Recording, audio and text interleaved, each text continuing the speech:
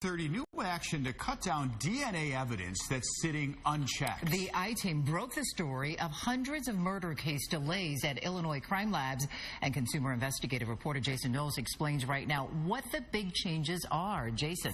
Well, Judy, more results after we exposed a system with hundreds of backlogged murder cases.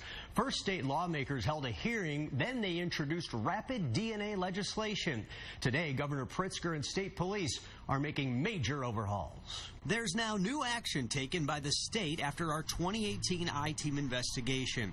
First, in December, angry Illinois legislators held a public hearing. Illinois State Police lab officials told lawmakers that the total forensic backlog of all types of crimes was close to 14,000, and more than 3,600 of those cases were DNA related. Now, Governor Pritzker and the state police announced changes to address their backlog, which includes more than 750 Chicago murder cases that have been stalled at state labs over the past 3 years, awaiting DNA analysis. So what's new? More staff. A recently hired assistant deputy director of forensic services, 6 forensic scientist trainees, and by the end of 2019, an additional 10. The labs will conduct regular staff accountability meetings.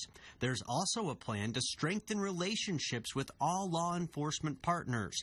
And technological developments. Data collection and forensic processing systems will be updated, as well as implementing rapid DNA as soon as possible.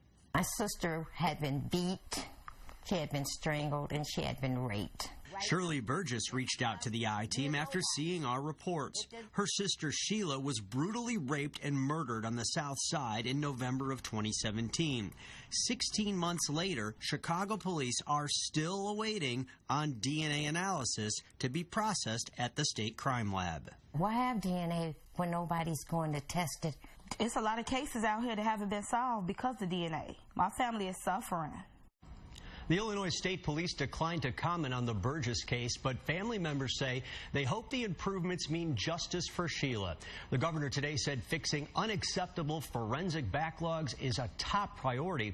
The I-Team will continue to follow this story and bring you updates. There's already another hearing scheduled for next week. This is a big deal. It is a big deal. That news release was 3 pages long. Okay, thanks for following up on it. Thanks, Jason.